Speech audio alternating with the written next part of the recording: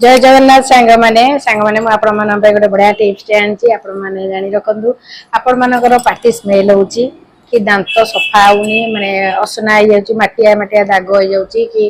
असना परी खरिया खरिया दाग टे मटी मटिया दाग हो जाऊँगी आपण मैंने से केमती उपकार पाइबे आपण मानक कहीदे गोटे लेंबू ने फाड़े लेंबू ने आपण मैंने धर चिपुड़ी देते लेंबूटा को चोपाटा को केबे फोपाड़े लेंबू चोपाटा को ने लेंबू चोपा देरे सोरिष तेल टिके आ लुण टिके मिसेकरी आपण मानकर जदि पाटी गंध होची कि माटिया हो दांत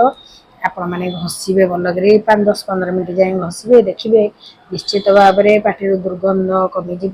आ स्मेल भी हेनी आ दांत भी सफा हम कहीं सांग मैंने एमती 2-3 मास करतु रेगुलार करतु देखिए निश्चित भाव में सोरिष तेल लुणटा बहुत पाटी बहुत उपकारी निश्चित भाव में करूँ निश्चित भाव में आप उपशम हे आ दांतर मलांश छाड़ी आ पाटीर स्मेल भी पड़ेगा।